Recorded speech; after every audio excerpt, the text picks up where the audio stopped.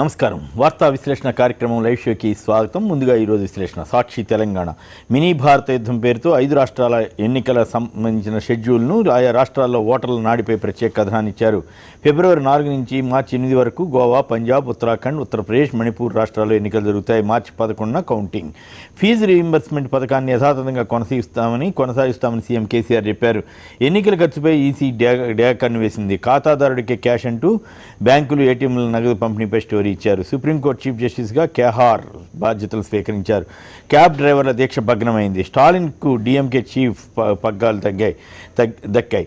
తమ రాష్ట్రానికి ఇవ్వాల్సిన నిధులను ఈ ఆర్థిక సంవత్సరంలో ముగిసేలోగా విడుదల చేయాలని మంత్రి ఈటెల రాజేందర్ కేంద్ర మంత్రి అరుణ్ జైట్లీని కోరారు. వైఎస్ వల్లే మైనార్టీలకు ఫీజు రీయింబర్స్మెంట్ స్కాలర్షిప్లు వచ్చాయని శాసనసభలో ఎంఐఎం నేత అక్బరుద్దీన్ ఓవైసీ చెప్పారు. ఇంట్లో ఎందరున్నా కన్యాలక్ష్మి వర్తిస్తుందని మంత్రి జగదీష్ రెడ్డి తెలిపారు. ఫీజు రీయింబర్స్మెంట్ అంశంపై శాసనమండలిలో విపక్షాలు ఫైర్ అయ్యాయి.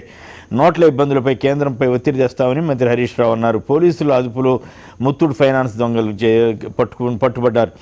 డిజిటల్ ఆర్థిక వ్యవస్థలో ఎన్ని అవకాశాలు, ఎన్ని సవాళ్లు కూడా ఉన్నాయని నోబెల్ బహుమతి గ్రహీత జీన్ టెరోలే అన్నారు. సాక్షి ఆంధ్రప్రదేశ్ రాజధాని స్టార్టప్ ఏరియా ప్రాజెక్టు అభివృద్ధి కోసం సిఆర్డీఏ మళ్లీ స్విచ్ ఛాలెంజ్ విధానంలోనే టెండర్లు పిలిచింది. తెలుగు బిడ్డ నోబెల్ బహుమతి సంపాదిస్తే 100 కోట్ల బహుమతి ఇస్తానని సీఎం చంద్రబాబు ప్రకటించారు. దళిత రైతుల భూములను రికార్డులు చేర్చాలని రాష్ట్ర ప్రభుత్వ కార్యదర్శి జాతీయ ఎస్సీ కమిషన్ లేఖ రాసింది. నోట్ల రద్దు తర్వాత ఇప్పటికి వరకు 15 లక్షల కోట్ల మొత్తంలో పాత నోట్లు వచ్చాయని అరుణ్ జైట్లీ చెప్పారు. ప్యాకేజీకి ఒప్పుకుంటే పోలవరం వచ్చేది కాదని సీఎం చంద్రబాబు అంటున్నారు. భూసేకరణ అడ్డుకుంటామని వైసీపీ ఎమ్మెల్యే ఆర్కే స్పష్టం చేశారు. ఈ నెల 23 నుంచి అగ్రిగోల్డ్ బాధితులు దీక్ష చేపడతారు. యువతులను మాయమాటలతో మోసం చేసి లైంగిక దాడికి పాల్పడ్డ 5 మృగాళ్లకు విజయవాడ 3వ అదనపు ప్రత్యేక న్యాయస్థానం ఒకరికి జీవిత ఖైదు, మరొకరికి 20 ఏళ్ల జైలు శిక్ష విధించింది. ఈనాడు తెలంగాణ ఫీజు రీయింబర్స్మెంట్పై సీఎం ప్రకటన నిరసిస్తూ సభలోనే ప్రతిపక్షాలు బైఠాయించాయి. నిత్యం విద్యుత్ కాంతులు ఉంటాయంటూ అసెంబ్లీలోనే సీఎం కేసీఆర్ ప్రకటించారు. జీఎస్టీపై ఇంకా ప్రతిష్టంభన వేయలేదు. కెప్టెన్సీ పదవికి ధోని రాజీనామా చేశారు. నా ప్రమేయం లేకుండానే రనౌట్ అయ్యానని మాజీ సీఎస్ ప్రదీప్ చంద్ర వ్యాఖ్యానించారు. యూపీ పీఠం బీజేపీకే దక్కవచ్చు అంటూ స్టోరీ ఇచ్చారు. ఎస్సీ ఎమ్మెల్యే అంగరక్షకుడి ఖాతాలో 100 కోట్లు జమ అయ్యాయి. ఫిబ్రవరి 1న బడ్జెట్ వద్దంటూ ఎన్నికల సంఘానికి ప్రతిపక్షాలు నివేదించాయి. నగదు విత్డ్రాపై దశలవారీగా ఆంక్షల సడలింపు ఉంటుందని జైట్లీ చెప్పారు. 3 ఏళ్లలో సమాచార విప్లవం వస్తుందని ఇస్రో సహ సంచాలకుడు ఎం నాగేశ్వరరావు అన్నారు. ఈనాడు ఆంధ్రప్రదేశ్ మగవాళ్లే కట్నాలు ఇచ్చే రోజులు వస్తాయని మహిళా సైన్స్ కాంగ్రెస్లో చంద్రబాబు అంటున్నారు. ఏపీ రైతులు మృత్యుఘోష కొనసాగుతోందని, దేశంలోనే రాష్ట్రం 6వ స్థానంలో ఉందంటూ స్టోరీ ఇచ్చారు. నేటి నుంచి కర్నూలు జిల్లాలో జగన్ రైతు భరోసా యాత్ర జరుగుతుంది. 1500 కోట్లతో అలిపిరి వద్ద అంతర్జాతీయ సైన్స్ మ్యూజియం నిర్మాణానికి చంద్రబాబు శంకుస్థాపన చేశారు. ఆంధ్రజ్యోతి ఉజ్వల్ స్కీమ్ కింద అష్యూరెన్స్ యోజన పథకంలో తెలంగాణ చేరింది. ఫీజుల చెల్లింపు నిరంతర ప్రక్రియని, దాన్ని ఒకేసారి ఇవ్వలేమని కేసీఆర్ స్పష్టం చేశారు. విద్యార్థులను అవమానించేలా కేసీఆర్ మాట్లాడారని కాంగ్రెస్ మండిపడింది. పాత నోట్ల నగదు దాదాపు వచ్చినట్లేనని కేంద్ర మంత్రి జైట్లీ చెప్పారు. ఈనాడు గ్రూప్ సంస్థల అధినేత రామోజీరావు అస్వస్థతకు గురయ్యారు. సోమవారం నుంచి యశోద ఆసుపత్రిలో చికిత్స పొందుతున్నారు. బడాబాబుల కోసమే నోట్ల రద్దు జరిగిందని వీహెచ్ విమర్శించారు. జానారెడ్డి ఎప్పటికీ విపక్ష నేతగానే ఉండాలని, అర్చకులు ఆశీర్వదించాలని హరీష్ రావు సరదాగా చమత్కరించారు. మోడీకి ఓ విధానం లేదని సురవరం సుధాకర్ రెడ్డి అన్నారు. నమస్తే తెలంగాణ ఫీజులకు డోకా లేదని కేసీఆర్ స్పష్టం చేశారు. పత్తి క్వింటాల్కు 5,370 రూపాయలు ధర పలుకుతోంది. సూర్య బంగారు తెలంగాణ కాదు, బొందలగడ్డ తెలంగాణ చేశారని రేవంత్ రెడ్డి విమర్శించారు. ఫీజు రీయింబర్స్మెంట్ కింద రాష్ట్ర ప్రభుత్వం 1 పైసా కూడా విడుదల చేయాలని కోమటిరెడ్డి మండిపడ్డారు. వార్త పసుపు పార్కును ఏర్పాటు చేస్తామని మంత్రి పోతారం శ్రీనివాసరెడ్డి చెప్పారు. కాంగ్రెస్ తరఫున అసెంబ్లీకి మాజీ క్రికెటర్ సిద్ధు పోటీ చేస్తారు. నవ తెలంగాణ అసెంబ్లీ ఎన్నికల ముందు కేంద్ర బడ్జెట్ సమావేశాలు పెట్టడం బీజేపీ ఎత్తుగడ అంటూ స్టోరీ ఇచ్చారు. నోట్ల మార్పిడికి అవకాశం ఇవ్వకపోవడంతో ఢిల్లీ ఆర్బీఐ కార్యాలయం ఎదుట ఒక మహిళ అర్ధనగ్న ప్రదర్శన చేయడం కలకలం రేపింది. నోట్ల రద్దు 100% విఫలమైందని ఆర్థికవేత్త ప్రభాత్ పట్నాయక్ అన్నారు. 9,850 కోట్ల సప్లాన్ నిధులు దారి మళ్లాయని తమ్మినేని వీరభద్రం విమర్శించారు. ఆంధ్రప్రభ కేసీఆర్ మత్స్యతంత్రం అంటూ చేపల పెంపకంపై కేసీఆర్ చేసిన ప్రసంగాన్ని ప్రముఖంగా ఇచ్చారు. చేనేత వస్త్రధారణకు నేను రెడీ, మీరంతా రెడీ సిద్ధమానికి మంత్రి కేటీఆర్ ట్విట్టర్లో ప్రశ్నించారు. సానియా మిర్జా, కమల్ హాసన్ తదితరులు కూడా ఇందుకు సిద్ధమయ్యారు. ఆంధ్రభూమి నీట్ ద్వారానే మెడికల్ సీట్ల భర్తీ జరుగుతుందని మంత్రి లక్ష్మారెడ్డి చెప్పారు. మన తెలంగాణ సీఎంపై సభా హక్కులు నోటీస్ ఇస్తామని ఉత్తమ్ కుమార్ రెడ్డి చెప్పారు. చేపలు, కోతులకు ఉన్న ప్రాధాన్యం విద్యార్థులపై లేదా అని ప్రభుత్వాన్ని ఎంఐఎం నేత అక్బరుద్దీన్ ఓవైసీ నిలదీశారు. హిందూ జయలలితపై దాసరి నారాయణరావు సినిమా తీయబోతున్నారు. ఢిల్లీలో తృణమూల్ కాంగ్రెస్ ఎంపీలు ధర్నా చేశారు. బెంగళూరులో జరిగిన అత్యాచారాల ఘటనలపై 10 మందిని అరెస్ట్ చేశారు. 5 రాష్ట్రాల ఎన్నికల్లో నోట్ల రద్దు అంశం ప్రధాన చర్చనీయాంశం కావచ్చు. డక్కన్ క్రానికల్. అమెరికా అక్రిడేషన్ రద్దు చేయడంతో భారతీయ విద్యార్థులకు నష్టం జరుగుతోందంటూ ఒక కథనాన్ని ఇచ్చారు.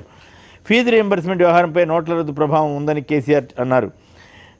Times of India. 2000 రూపాయల నోట్లపై గాంధీ బొమ్మ లేకపోవడంతో విమర్శలు వస్తున్నాయి. కొత్త జిల్లాలో ప్రభుత్వ సముదాయాల నిర్మాణానికి ఒక్కో చోట 60 కోట్ల రూపాయలు ఖర్చు అవుతుందని అంచనా వేశారు. డిజిటల్ గురించి ప్రచారం చేసే చంద్రబాబు సొంత ఊరు నారావారిపల్లిలో ఏటీఎం లేదంటూ స్టోరీ ఇచ్చారు.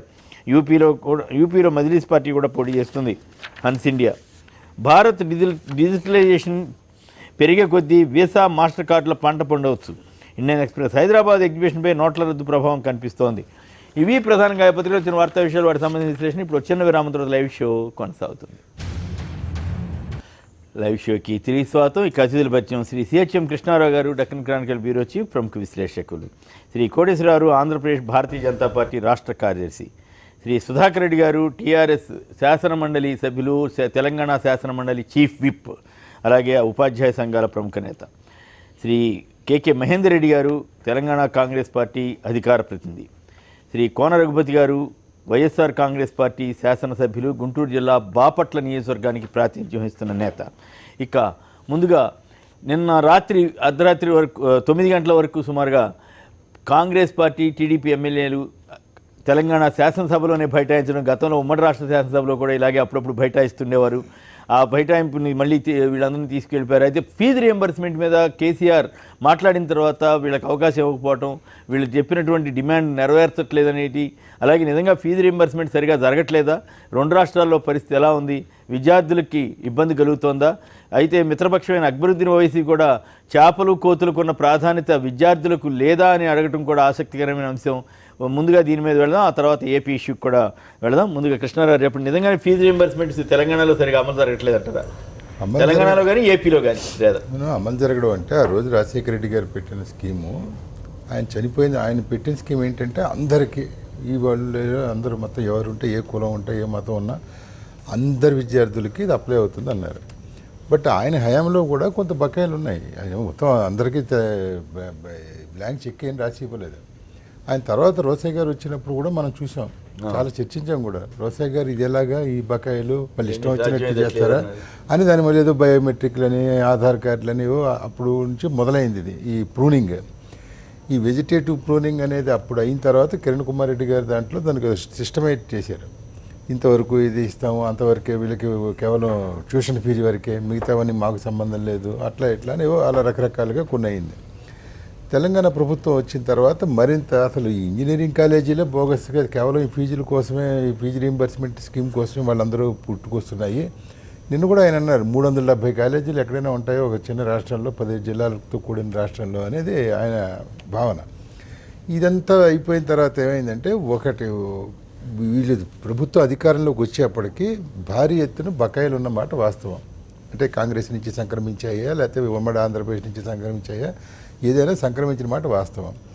దీనికి ఏంటంటే ఆయన మరింత సిస్టమైజ్ చేయడం కోసం ఈ బోగస్ కాలేజీలు, వాటి ఇది అడ్మిషన్లు అవి ఆయన చేశారు. ఒకటి ఏంటంటే దాడులు చేశారు, అవి చేశారు, ఇవి చేశారు. మూలం ఎవరు అసలు ఎక్కడ పుట్టారు అనేది మూలం కూడా అది కూడా వచ్చింది. అది కూడా 1956 ముందు సంగతి అదేదో ఓటు పెట్టారు. తర్వాత ఏంటంటే ఈ ర్యాంకులు ఉన్న వాళ్ళు ర్యాంకులు బేస్ చేసుకుని 10,000 ర్యాంకుల వరకు అయితే ఎంతైనా, తర్వాత అయితే కేవలం ఇంతవరకే ఇలాంటి కొత్తవన్నీ పెట్టారు. పెట్టిన తర్వాత ఏమైందంటే, అసలు ఇవాళ ప్రైవేట్ కాలేజీలు, ఈ ఇంజనీరింగ్ కాలేజీలు వీటిలన్నింటికి ప్రాతినిధ్యం వహిస్తున్న, నాయకత్వం వహిస్తున్న అతను పల్లా రాజశేఖర గారు టీఆర్ఎస్లోనే ఉన్నాడు. వీళ్ళందరిది ఎలా అయిపోయిందంటే, ఈ ఇంజనీరింగ్ కాలేజీలు వాళ్ళు ఎక్కువ మెయిన్ ఇంజనీరింగ్, అది it applies to all professional colleges, అది మెయిన్ ఇంజనీరింగ్ కాలేజెస్. వీళ్ళందరూ బాబు మనం మళ్ళీ డబ్బులు రావాలని అంటే మళ్ళీ ఒక సంఘం, వీళ్ళు కన్సార్టియం, వీళ్ళందరూ వెళ్ళడం, సరే బకాయిలు అదేదో 300 400 ఏదో ఇచ్చేయడం, ఇలాంటి కార్యక్రమం నడుస్తున్నాయి. నిన్న ముఖ్యమంత్రి క్లియర్ చేసింది ఏంటంటే, మేము కొనసాగిస్తాం, అందులో ఎటువంటి సందేహం లేదు.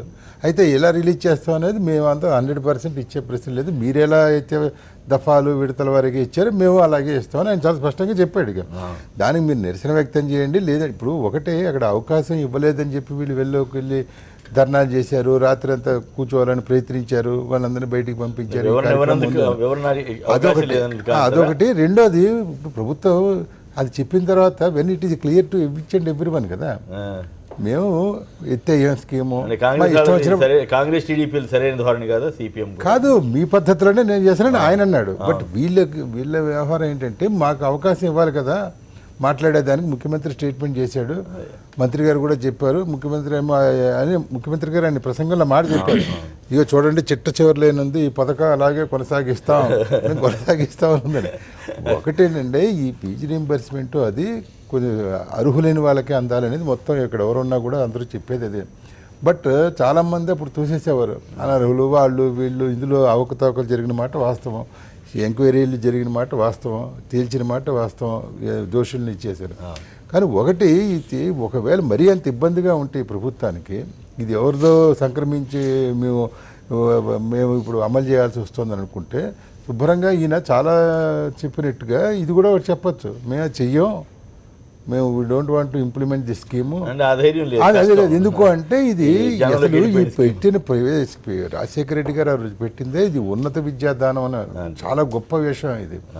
చాలామంది అప్పుడు మన నల్గొండలో చూసాం, ఒక రిక్షా నడుపుకునే వ్యక్తి వాళ్ళ కొడుకు ఇంజనీరింగ్ ఇలా చాలా మంది ఉన్నారు. ఒకళ్ళు కాదు, వేలు వందలు ఉన్నారు. అనర్హులకు వచ్చినా కూడా ఎక్కువ మంది లాభం ఉన్నారు. షబ్బీర్ అలీ గారి మాటల్లో చెప్పాలంటే ఆ రోజు ముస్లిం వాళ్ళందరికీ ఇది అంతకు ముందు లేదు.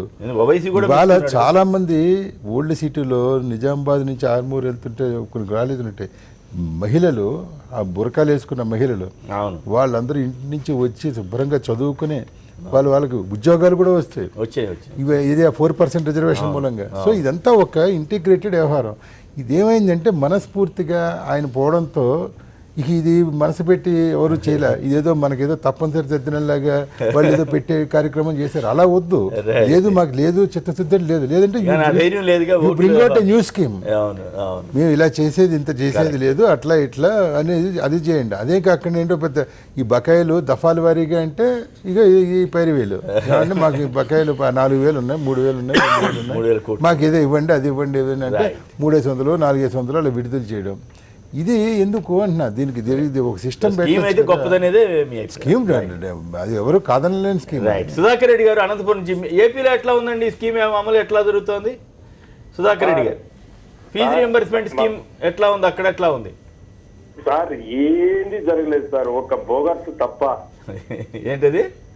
ఒక బోగర్స్ అన్ని పబ్లిసిటీ కోసం చేస్తున్నారు తప్ప ప్రజలకైతే ఏం మాత్రము ఏది కూడా అందలేదు సార్. అది కాదు కాదు అట్లా కాదు. ఫీజు రియంబర్స్మెంట్ మీద మీరు ఏమైనా మాట్లాడలిస్తే మాట్లాడండి, ఏమీ లేదు సార్. అసలు మరీ మీరు నైరాశ్యంలో ఉన్నారు, ప్రయోజనమే లేదు ప్రజలకి. మరీ మీరు నైరాశ్యంలో ఉన్నారు, అట్లా అది కరెక్ట్ కాదు. రైతులు కానీ ప్రజలకు ఇప్పుడు రైతుల చర్చ కాదు కదా సుధాకర్ రెడ్డి గారు. రైట్. శ్రీధర్ గారు గుంటూరు నుంచి. శ్రీధర్ గారు నమస్కారం. గారు నమస్కారం. పెద్దవాళ్ళందరికీ నమస్కారం అండి. నమస్కారం. మాట్లాడి ఈ ఇద్దరు చంద్రులు అధికారంలోకి వచ్చిన తర్వాత ఏ ఒక్క పథకం కూడా సొంతగా పెట్టిన దానికే నీతిగా నియమంగా కరెక్ట్ గా 100% లబ్ధిదారులు చేరుతున్నాయని చెప్పి వాళ్ళు చెబుతారు, మనం నమ్మాలి. ఓకే. అది ఎర్రపల్లి ఒక డబుల్ బెడ్రూములు కానివ్వండి, చంద్రన కానుకలు కానివ్వండి, పురుషోత్తం పట్నం కట్టేసింది కూడా నీళ్లు వచ్చేసినాయండి గోదావరి జిల్లాలో. ఇందా చెప్పుకుంటున్నాను. ఇష్యూ అది కాదు కదా మరి మీరు కూడా సార్ వస్తున్నా మీ పాయింట్ కాదు. మీరు ఉపోద్ఘాతం చేస్తే డైరెక్ట్ గా రండి. వస్తున్నా అండి, డైరెక్ట్ గా రండి. ఇక్కడ ఈ 2 రాష్ట్ర ప్రభుత్వంలో ఒక దుర్మార్గమైన చర్యకు పాల్పడుతున్నాయండి. ఒకవేళ పథకంలో అవినీతి అనేది కానీ లేకపోతే ఏదైనా జరుగుతుంది అనుకోండి, అది అరికట్టాలి. కానీ పథకాన్ని రద్దు చేయటం, పథకాన్ని ఆపేయటం అనేది దుర్మార్గమైన చర్య అండి. ఎవరు ఆపలేదు కదా, రద్దు చేయలేదు, ఆపలేదు. మీరు కరెక్ట్ చెప్పట్లేదు. నేను అదే చెబుతున్నాను, ప్రతి చోట కూడా ఇదే ప్రాబ్లం తో ఉంది. ఎందుకోసం అంటే కేవలం రాజశేఖర రెడ్డి గారికి పేరు వస్తుంది అనే ఏకైక కారణంతో ఇది ఆపుతున్నారు. Okay right. మహేందర్ రెడ్డి గారు చెప్పండి, అసలేంటి కృష్ణారావు రిపేర్ సీఎం చెప్పిన తర్వాత కూడా హౌస్ లో మీరు టీడీపీ సిపిఎం సభ్యులు ఉండాల్సిన అవసరం ఏమొచ్చింది మీ పార్టీ కానీ? ఎట్లా ఏంటి దీంట్లో రాజకీయమా లేకపోతే నిజంగానే చిత్తశుద్ధి ఉందా? పేదవాడికి పెద్ద చదువులు దూరం కావద్దన్న ఉద్దేశం కొద్దీ ఆ రోజు కాంగ్రెస్ హయాంలో ఉన్న దివంగత ముఖ్యమంత్రి వైఎస్ రాజశేఖర రెడ్డి గారు అనేకమైన పథకాలు ప్రవేశపెట్టారు. ప్రాంతాలకు అతీతంగా, కులాలకు అతీతంగా, మతాలకు అతీతంగా అందరికీ కూడా చాలా కులాలకు కూడా అతీతంగా వెనుకబడిన వారు ఎవరైనా ఉంటే ఆర్థికంగా వెనుకబడిన అందరూ కూడా అందాలన్న ఉద్దేశంతో ఆ యొక్క పథకాన్ని ప్రవేశపెట్టింది. అదే ఫీజు రియంబర్స్మెంట్ పథకం. దాని ద్వారా అనేక మంది ఏ విధంగా సరే కొన్ని మిస్టేకులు జరగవచ్చు, కొంతమంది తప్పకుండా ఆ చట్టాల్లో ఉన్న లొసుగులను అడ్డుపెట్టుకొని కొన్ని లబ్ధి పొందడానికి ప్రయత్నం చేస్తుంటారు. అది ప్రభుత్వాల యొక్క బాధ్యత ఏంటంటే అటువంటి లబ్ధిదారులందరినీ కూడా చట్టాన్ని దుర్వినియోగం చేసుకుని ఎవరైతే వచ్చినో వాళ్ళని పక్కన పెట్టాల్సిన బాధ్యత ప్రభుత్వాలపైనే ఉంది. బిగినింగ్లో ఉన్నప్పుడు కంపల్సరీ కొన్ని యొక్క లూజ్ ఎండ్స్ ఉంటాయి. ఒక చట్టాన్ని రూపొందించినప్పుడు కొన్ని లూజ్ ఎండ్స్ ఉంటాయి. ఆ లూజ్ ఎండ్స్ను రాను ప్రభుత్వాలు వారిని తీసేసుకుంటూ పోవాలి తప్ప దాన్ని ఏదో ఇప్పుడు ఈ ప్రభుత్వం యొక్క వైఖరి ఎట్లుందంటే ఇవాళ తల్లికి అన్నం పెట్టే పరిస్థితి లేదు, కానీ పినతల్లికి బంగారు గాజులు చేస్తాను చందంగా రాజశేఖర్ గారు అన్నారు చాలాసార్లు. పినతల్లికి బంగారు చందంగా ఉంది. ఇవాళ ఫీజు అదే చెప్తున్నా ఫీజు రియంబర్స్మెంట్లో ఫీజులు ఇవ్వకుండా ఇవాళ వాళ్ళ యొక్క సర్టిఫికేట్ కూడా వచ్చే పరిస్థితి లేదు. కానీ జ్యోతిరావు పూలే సంస్కరణ కింద విదేశీ విద్య కొరకు చాలామంది ఎంపిక చేస్తున్నామని చెప్పారు. ఇవాళ వాళ్ళకు ఫీజు సర్టిఫికేట్లు ఇవ్వడానికి అది లేదు, ఫీజులు కట్టట్లేదు, సర్టిఫికేట్లు ఇవ్వడానికి మేనేజ్మెంట్ నిరాకరిస్తున్నాయి. ఆ చందంలో విదేశీ విద్య కొరకు నేను 20 లక్షలు ఇస్తా 25 లక్షలు ఇస్తా అని చెప్పి తీసుకొస్తున్నాను. ఎందుకంటే ముందు సర్టిఫికేట్ ఇవ్వడానికి నేను తప్పు పట్టట్లేదండి. ఇవ్వడాన్ని నేను సమర్థిస్తున్నదాన్ని. ఇవ్వడానికి మంచి పద్ధతి, అది నేను కాదని నేను అనట్లేదు. వాళ్ళకి ఇవ్వడంలో విదేశీ విద్యకు తీసుకుపోవడం నేను సమర్థిస్తున్నదాన్ని కాదని నేను అనట్లే. కానీ ఎవరికి ఫీజులు రాకుండా ఇలా ఫీజు రియంబర్స్మెంట్ పథకంలో చాలా మంది ఫైనల్ ఇయర్లో ఉన్నప్పుడు అనేకమైన ఇంటర్వ్యూలకు వెళ్తుంటారు. వాళ్ళు ఇంటర్వ్యూకి వెళ్తున్నప్పుడు వాళ్ళకి సర్టిఫికేట్ రావాల్సిన అవసరం ఉంది. ఆయన ఇస్తానని చెప్పాడు కదా. నేను అడిగేది ఏంటంటే మీరు కానీ టీడీపీ కానీ కరెక్ట్ నేను అడిగేది ఏంటంటే నిన్న మీరు కేసీఆర్ గారు వివరణ ఇచ్చిన తర్వాత మీరు సెల్ఫ్ గోల్ వేసుకున్నారా, గోల్ కొట్టారా? మేము గోల్ కొట్టాము. ఎందుకంటే ఒక మంత్రి గారు కానీ ముఖ్యమంత్రి గారు ప్రతిపక్షం లేబట్టిన ప్రశ్నలకు సమాధానం చెప్పిన తర్వాత మళ్ళీ అనుబంధ ప్రశ్న చేయడానికి కూడా అవకాశం ఇవ్వాలి కదా. దానిపైన మాకు డౌట్లు ఉన్నాయి. చెప్పిన దానిపైన డౌట్ మా విధానం అంటే కొత్త రాష్ట్రం వచ్చిన తర్వాత కొత్త విధానం ఉంటుంది అనుకుంటారు, పాత విధానాన్ని కొనసాగించడం వాళ్ళు అనుకుంటారు. విదేశీ విద్యకు ఇస్తుంటే మీరే చెప్తారు, అంతకన్నా ఎక్కువ ఉంటుంది. మాట్లాడిన తర్వాత మీరు మాట్లాడితే మీరు కూడా కేసీఆర్ వాళ్ళని మాట్లాడితే మాట్లాడిన తర్వాత సమాధానం చెప్పండి. అడిగిన దానికి కూడా మీరు సమాధానం చెప్పండి. తర్వాత చెప్పిన తర్వాత నేను తప్పకుండా చెప్పిన సమాధానం ఇవాళ తన సమాధానం చెప్పిండు. మీ విధానాన్ని నేను కొనసాగిస్తున్నాను శుభం. ఎందుకంటే ఫీజు రియంబర్స్మెంట్ పథకం ప్రవేశపెట్టింది దివంగత ముఖ్యమంత్రి వైఎస్ రాజశేఖర్ ఆధ్వర్యంలో కాంగ్రెస్ పార్టీ ప్రవేశపెట్టింది. ఆ విధానంలో ఒడిదుడుకులు ఉన్నాయి, తప్పులు ఉన్నాయని చెప్పి ఆ రోజు మీరు మాట్లాడారు కదా. ఉద్యమ పార్టీగా ఉన్నప్పుడు మీరు మాట్లాడారు కదా, ఎవరికి రావట్లేదని చెప్పి మీరు కూడా ఉద్యమాలు చేశారు కదా. మరి ఆ విధానాన్ని కొత్త ప్రభుత్వంలో తెలంగాణ రాష్ట్రానికి ఒక కొత్త ప్రభుత్వం వచ్చింది. ఆ ప్రభుత్వంలో అటువంటి నిరీక్షణ ఉండకుండా ఎవరికి ఎటువంటి పిల్లలు మానసికంగా వెనుకపోకుండా పిల్లలు మానసికంగా దెబ్బతినకుండా ఆ ఫీజు రియంబర్స్మెంట్ ఇచ్చడం వల్ల భరోసాతో విద్యార్థులు ఒక ఆత్మస్థైర్యంతో ధైర్యంతో చదువుకునే పెసలుబాటు మీరు కల్పించాలి కదా. ఆ పెసలుబాటు మీరు కల్పిస్తలేరు కదా. ఇవాళ ఆ పెసలుబాటు కలిపేయకుండా మీదికి అనేకమైన పథకాలు తప్పులేదు. పేదవాడికి రైతులకు ఏ పథకం ప్రవేశపెట్టినా కాంగ్రెస్ పార్టీ కానీ ప్రజాస్వామ్యవాదులు కానీ అనేక ఏ పార్టీ అయినా సమర్థించాల్సిందే, సమర్థిస్తుంది తప్పకుండా. కానీ అసలుకే మోసం తీసుకొచ్చి వాళ్ళని అక్కడనే మీరు ఆపేసుకుంటూ చాలా మంది ఏం చేస్తున్నారు, ఫీజులు కడతలేరని చెప్పి చదువులు మానేసే పరిస్థితికి వచ్చింది. ఎందుకంటే అసెంబ్లీలో 3,800 కోట్లు ఇవాళ ఏప్రిల్లో రిలీజ్ చేస్తున్నాను, నువ్వు చెప్పేస్తున్నావు సభాముఖంగా. పోతే ఏమైంది, మళ్ళీ ఇంటి బయటికి పోయి నేను ఇవ్వలేకపోతున్నా, ఈసారి 300 కోట్లు రిలీజ్ చేస్తున్నా, ఈసారి 600 కోట్లు రిలీజ్ చేస్తున్నా. నోట్ల రద్దు ప్రభావం కూడా ఉంది. నోట్ల రద్దు ప్రభావం నేను అసెంబ్లీ సాక్షి తనే చెప్తున్నాను కదా, కొంత మేర ఉందని చెప్పి. నోట్ల రద్దుకు దానికి సంబంధం ఏంటంటే ఫీజు రియంబర్స్మెంట్ ఆదాయం ఆన్లైన్ కదా ట్రాన్సాక్షన్ కొంతవరకు ఉంది, పెద్దగా లేదని చెప్తున్నారు తనే. అంటే తనే 2 మాటలు మాట్లాడుతున్నాడు ఇప్పుడు. కాబట్టి కేసీఆర్ గారు ఏదైతే విధానాలు ఏదైనా కానీ ప్రజలకు ఉపయోగపడే విధానం కాంగ్రెస్ పార్టీ ప్రవేశపెట్టిన విధానం, దాన్ని రద్దు చేయడం అనేది శుభపరిణామం, చేయని చెప్పడం శుభపరిణామం. కానీ నువ్వు మాట్లాడిన తర్వాత ప్రజాస్వామ్యంలో ప్రతిపక్షంలో గొంతు నొక్కే విధంగా నువ్వు మళ్ళీ నువ్వు చెప్పిందే కరెక్టే, వేరే వాళ్ళు చెప్పింది కరెక్ట్ కాదు, నేను సూచనలు వినను, సలహాలు వినను, నా సూచనల సలహాలకు నేను ప్రాధాన్యం ఇవ్వను, నేను చెప్పిందే ప్రభుత్వం ఏకస్వామ్యం నడుస్తుంది, ఇక్కడ ప్రజాస్వామ్యం నడుస్తలేదు అన్న విధంగా ప్రవర్తించడం అది వారి యొక్క ప్రజాస్వామ్యం పైన ఉన్న స్కీమ్ మీద లేకపోతే అవకాశం వివరణ ఇచ్చే అవకాశం ఇవ్వాలి. మెరుగు ఎప్పుడు జరుగుతుంది, మంచి ఎప్పుడు జరుగుతుంది, సూచనలు సలహాలు. స్టూడెంట్ ఎవరు ఫోన్ చేశారు, జడ్చర్ల నుంచి కమాలుద్దీన్ గారు. కమాలుద్దీన్ గారు నమస్కారం, మాట్లాడమ్మా. సార్ నమస్తే సార్. నమస్తే సార్. ఫీజు రియంబర్స్మెంట్ మీకు వస్తుందా? సార్ మా బాబులు ఇద్దరు కొడుకు సార్ ఫీజు రియంబర్స్మెంట్ విషయమే మాట్లాడతాం సార్. చెప్పండి. చాలా రోజుల ప్రయత్నం చేస్తున్నా సార్. ప్లీజ్ మాట్లాడండి ప్లీజ్. సార్ వస్తుందా రావట్లేదా? మంచిది చెప్తా సార్. సార్ నమస్తే సార్, ఇక్కడ ఉన్న వాళ్ళకి పెద్దకి అందరికి నమస్తే సార్. టీవీ వింటూ మాట్లాడకూడదు. మంచిది సార్, తక్కువ చేస్తున్నా సార్. చూడండి ఓకే సార్. సార్ నేను జడ్చల నుండి కమాలుద్దీన్ మాట్లాడుతున్నా. మా బాబు రాజశేఖర రెడ్డి హయాంలో 12% మన రిజర్వేషన్ ఇచ్చినప్పుడు మామనార్ ఎంవిఎస్ కాలేజీలో బీసీ ఎంబటే తీసుకుంటే అక్కడ నేను ఒక లెక్చరర్ గారికి సార్ నేను బీద వస్తుంది సార్, నేను తిరునాళ్ళు మురుమురాలు ఇట్లా అమ్ముకుంటా సార్, మా బాబుకి ఎట్లన్నా చేయాలి సార్, ప్లీజ్ సార్ మీరు ఎట్లన్నా చేయాలంటే మా బాబు జాగ్రత్త పడి బీసీ తీసుకుని అక్కడ పెడితే లిస్ట్ లో పేరు వస్తే ఆ లెక్చరర్ నాకు అప్రిషియేట్ చేసింది, మీ బాబు ఎంత యాక్టివ్ చూడండి.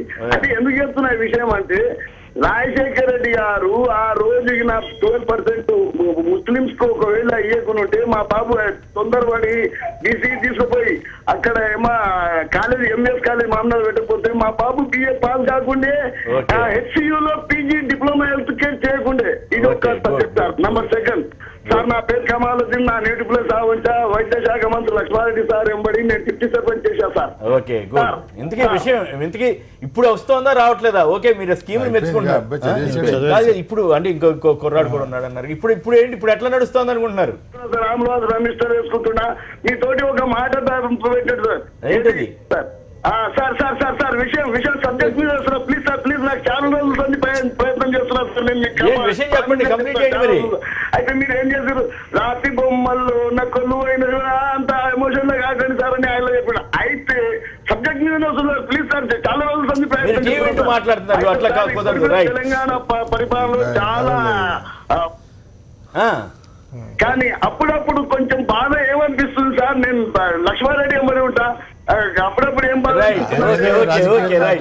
రఘుపతి గారు చెప్పండి, మీ ఏపీలో ఎట్లా ఉంది, ఇక్కడ ఎట్లా ఉంది ఏం కదా? ఇప్పుడు నిన్న జరిగిన దాని మీద ఏమవుతుందంటే ప్రతిసారి కూడా శాసనసభలో ఒకసారి ముఖ్యమంత్రి గారు స్టేట్మెంట్ ఇచ్చిన తర్వాత క్లారిఫికేషన్స్ అనేది నామమాత్రంగా జరుగుతూ ఉంటాయి. అంతకుముందు జరగాల్సిన డిస్కషను ఏ స్థాయిలో జరిగింది అనేది ఒకటి.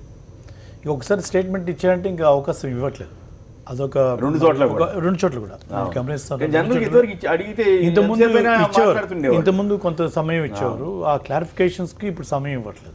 ఒకసారి స్టేట్మెంట్ ఇచ్చారంటే సభ అయిపోయినట్టు అనేటట్టుగానే తయారైపోయినటువంటి పరిస్థితి మనం గమనించాం. నిన్న కూడా అదే జరిగింది. అయితే అసలు ఈ ఫీజు రింబర్స్మెంట్ స్కీము లేకపోతే ఆరోగ్యశ్రీ 2 సందర్భాల్లో కూడా రాజశేఖర రెడ్డి గారు ఆయన తలపెట్టినటువంటి క్రమంలో ఈ 2 సందర్భాల్లోనే ఇది ఒక పెనుభారంగా అవుతోంది. ఒక సామాన్యుడు మధ్యతరగతి కుటుంబీకుడు అప్పుల పాలైనటువంటి పరిస్థితి వస్తూ ఉందనేటువంటి క్రమంలో వచ్చినటువంటి స్కీమ్ ఇది ఫీజు రింబర్స్మెంట్ స్కీమ్. పెద్దల కృష్ణరావు గారు మాట్లాడిన దాని విశిష్టత, దాని మీద లబ్ధి పొందినటువంటి మనుషులు ఎంతమందిని మనం వాళ్ళు చూస్తాం. ఈరోజు ప్రత్యేకంగా ఆంధ్రప్రదేశ్లో ఫీజు రింబర్స్మెంట్ గురించి మాట్లాడాలనంటే దాన్ని 30,000 రూపీస్కి హైయర్ ఎడ్యుకేషన్కి పరిమితం చేస్తూనే చేయొచ్చు. కొంతవరకు ఇష్టానుసారంగా ఫీజులు పెంచుకోవడానికి ప్రైవేట్ మేనేజ్మెంట్కి అవకాశం కల్పించారు. ఏమైందంటే ఇప్పుడు ఆయన ఏ ఉద్దేశంతో ఆ రోజు పెట్టారో అది మళ్ళీ నీరు గడిచేస్తారు. ఇవాళ 70,000 80,000 అంటే 30,000 రూపాయలు తీసుకున్న తర్వాత మళ్ళీ 40,000 ఇచ్చేసేవాళ్ళు కదా. దాదాపుగా ఫీజుకి మ్యాచ్ అయిపోయేది, దాదాపు క్లియర్ అయిపోయేది. వాడికి రూపాయి ఖర్చు లేకుండా టోటల్గా వాళ్ళే తీసుకునేవాళ్ళు. కిరణ్ కుమార్ రెడ్డి గారు వచ్చిన తర్వాత దాన్ని రిస్ట్రిక్ట్ చేసి 30,000-35,000 స్లాబ్ ఫిక్స్ చేస్తారు.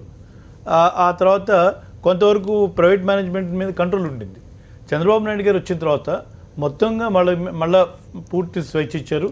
ఇష్టానుసారంగా ఈరోజు ఫీజులు పెంచుకొని మరీ పెనుభారమైనటువంటి పరిస్థితి ఈరోజు మళ్ళీ ఆంధ్ర రాష్ట్రంలో కనబడతా ఉంది. 2 రాష్ట్రాల్లోనూ ఇబ్బందిగా ఆ ఫీజు రీయింబర్స్మెంట్ అనే దానికి అర్థం లేకుండా చేసినటువంటి పరిస్థితి ఆ రాష్ట్రంలో ఈరోజు కనబడుతున్న పరిస్థితి. Okay right. కోటేశ్వరరావు మీరు కూడా మాట్లాడిన తర్వాత అందరికీ సమాధానం చెప్తారు. ఈ ఫీజు రీయింబర్స్మెంట్ విషయంలో ఇది ఏ కారణం చేత ప్రవేశపెట్టారనేది ప్రజలందరికీ తెలుసు. ఆ రోజున్న ఎన్నికల్లో ప్రజల నుంచి, ఓటర్స్ నుంచి లబ్ధి పొందడం కోసం చేశారు. కానీ మంచి కార్యక్రమం చేశారు. దీన్ని ఏం చేయాలంటే ప్రతి ముఖ్యమంత్రి టైంలో కూడా ఎన్నికలు జరిగాయి. ఇప్పుడు వచ్చినటువంటి ఇష్యూస్ మీద ఆధారంగా ప్రతి ముఖ్యమంత్రి టైంలోనూ ఈ ఫీజు రీయింబర్స్మెంట్ విషయంలో సమస్యగానే మారింది. రాజశేఖర రెడ్డి గారి సమయంలో బకాయిలు ఉన్నాయి, ఆ తర్వాత వచ్చిన రోసయ్య గారు, ఆ తర్వాత వచ్చిన కిరణ్ కుమార్ రెడ్డి గారు, ఆ తర్వాత వచ్చిన చంద్రబాబు కేసీఆర్ గారి టైంలో కూడా ఈ సమస్య వస్తుంది. ఈ సమస్య ఎందుకు రావాలా? మీరు విద్యార్థులకి పారదర్శకంగా మీరు న్యాయం చేయాలనుకున్నప్పుడు స్పష్టత ఇవ్వండి. విద్యాశాఖ ఉంది దానికి. ఆ విద్యాశాఖ రెగ్యులర్గా మేనేజ్మెంట్తో కూర్చోండి. అసలు ఎంతమంది స్టూడెంట్స్ ఉన్నారు, మీ దగ్గర లిస్ట్ ఉంది, మీకు బకాయిలు ఎంత ఉంది, మీ బడ్జెట్లో దాన్ని అమలు జరపండి. విద్యాశాఖ కింద ఆ బడ్జెట్ని స్పష్టత చేయండి. ఈ ఫీజు రియంబర్స్మెంట్ కోసం ఇంత ఇస్తున్నాం, టీచర్స్ జీతాల కోసం ఇంత ఇస్తున్నాం, మెయింటెనెన్స్ కోసం ఇంత ఇస్తున్నాం. బీజేపీ కూడా మాట్లాడింది, తెలంగాణలో కూడా మాట్లాడింది. మిత్రపక్షం అని మేమే అనలా. మేమిద్దరం పక్క పక్కన కూర్చుంటే మిత్రపక్షాలు సమస్యల విషయంలో నన్ను పాయింట్ దాని తర్వాత మాట్లాడుతున్నాను. పాయింట్ లేక పొలిటికల్ గా ఇది కూడా మేము మిత్రపక్షంతో కలిసి పోటీ చేయలేదు. ఎన్నికల్లో బీజేపీ కలిసి పోటీ చేయలేదా? ఇక్కడ తెలంగాణ సంగతి బీజేపీ ఇక్కడ కూడా కలిసే పోటీ చేసింది. టీడీపీ కాదండి, మిత్రపక్షాలు అనేది టీఆర్ఎస్ కేసీఆర్ గురించి చెప్తున్నారు. టీడీపీ బీజేపీ మధ్య దూరం మిత్రపక్షాలు తోటి కాస్త దగ్గర అవుతున్నారు. అనేది ఏంటంటే బీజేపీ బీజేపీ టీడీపీ మిత్రపక్షమైన వాస్తవాలు ప్రజలకు చెప్పాలి. మీరు గవర్నమెంట్ పార్టీ అపోజిషన్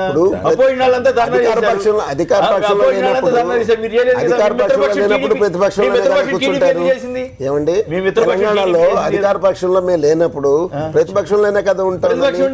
వాస్తవాలు ప్రజలకు చెప్పాలా? ఇప్పుడు ముందు నన్ను సబ్జెక్ట్ లేక రాండి, ప్రజలకు ఏదైతే చెప్పాలనుకున్నా అది చెప్పాలా. నేను అనేది ఏంటంటే ఫీజు రియంబర్స్మెంట్ ఎప్పుడు వివాదం కాకూడదు. పేద విద్యార్థులు అనేక మంది అనేక సమస్యలతో పూరి గుడిసెల నుంచి ఇవాళ ఒక స్థాయిలోకి రావడానికి ప్రయత్నాలు చేస్తున్నారు. ఇవాళ ఉన్నత స్థితికి వాళ్ళని తీసుకురావాలనుకున్నప్పుడు మీ బడ్జెట్ని 4 విధాలుగా విభజించండి. ఫీజు రియంబర్స్మెంట్ ఇయర్లీ ఎంత వస్తుంది, మీ ఎడ్యుకేషన్ ఇయర్ ఎంత ఉంది, ఆ ఎడ్యుకేషన్ ఇయర్లో మీ బడ్జెట్ని డివైడ్ చేయండి. వాళ్ళతో మేనేజ్మెంట్తో ఒప్పందం కుదుర్చుకొని మీరు దాన్ని అమలు చేశారనుకోండి, ఏ ముఖ్యమంత్రి టైంలో కూడా ఏ వివాదం రాదు.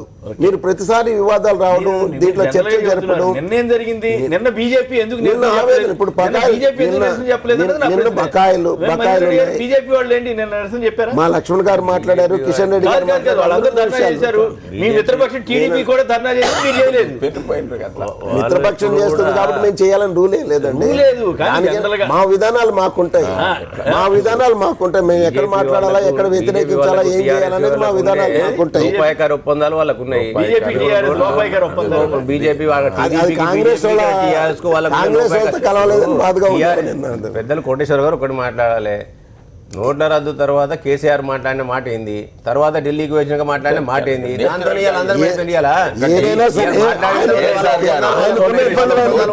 ఒప్పందాల్లో భాగమే. ఢిల్లీకి పోకముందు ఎందుకు మాట్లాడిండు, ప్రజల యొక్క స్పందన ఆధారంగా చేసుకొని మాట్లాడిండు. ఢిల్లీకి పోయిన తర్వాత వాటికి సంబంధించిన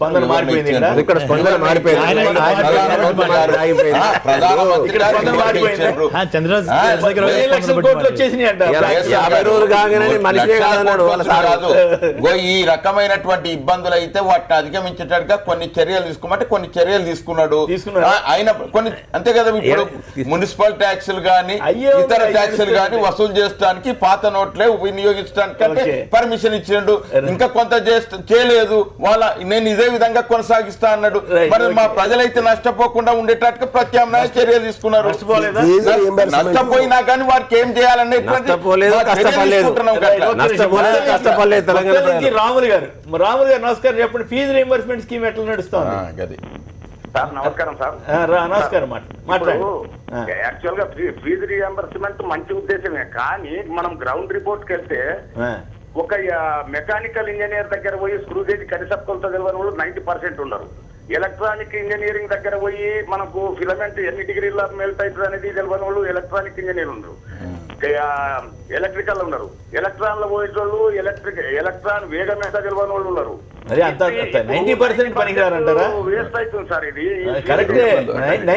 అయితే సార్ ఇప్పుడు ఎట్లా అంటే మనకు ఒక పని చేసినప్పుడు దాని ఫలితం ఉండాలి సార్. ఇప్పుడు పీజీ చేసిన వాళ్ళని ఎంబడినే మళ్ళా వాళ్ళని ఫోకాల్టీలు తీసుకుంటున్నారు. ఏమిది అంత విద్యా వ్యవస్థ అంటే ఏం చేయమంటారు? సలహా ఏంటి? మీ సలహా ఎత్తేయమంటారా స్కీము? ఎత్తే రాదు. గీద ఎత్తేరాదు. ఓకే. అందులో దాంట్లో కరెక్ట్ గా నాలెడ్జ్ ఉన్న పిల్లలకి మనం రైట్. Okay sir. ఇది క్వాలిటీ సార్ గారు దాని ఉద్దేశం ఏమిటంటే క్వాలిటీ కలిగిన పిల్లలకు బీదరికంలో ఉంటే వారికి ఫీజులు చెల్లించేటువంటి కార్యక్రమం. అంటే కేసీఆర్ గారికి లోపల ఇష్టం లేదు, బయటికి మాత్రం కంటిన్యూ చేస్తున్నారు అంటున్నారా అనేది వాళ్ళ సందేహం. అంతే కదండి.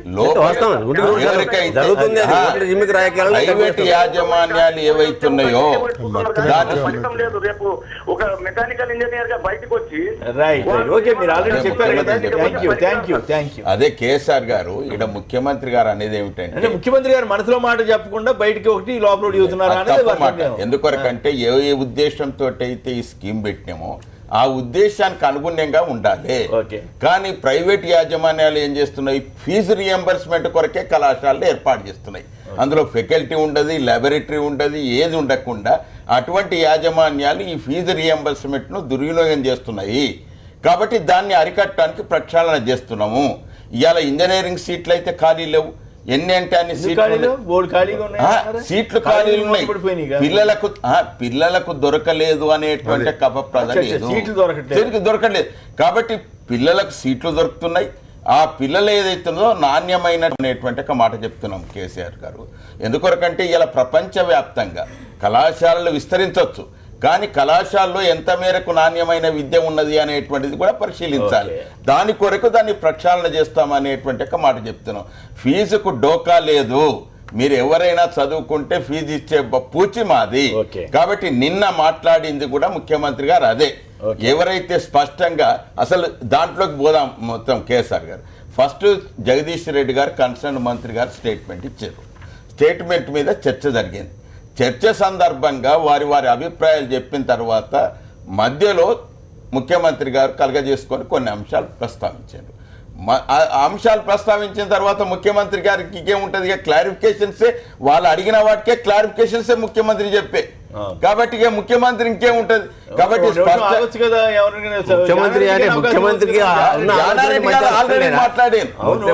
ముఖ్యమంత్రి గారు చెప్పిన ఆలోచన మంచి ఆలోచన కదా. దానికి సజెషన్స్ గిజెషన్స్ మాకు అనుమానాలు ఉన్నాయా? మా అనుమానాలు నిమిత్తం లేదా? ఇప్పుడు కొత్త స్కీమ్ కాదని మీరే అంటది, పాత స్కీమ్ ఏనా? మీరు ఇచ్చిన దాన్ని యథావిధిగా కొనసాగిస్తాం.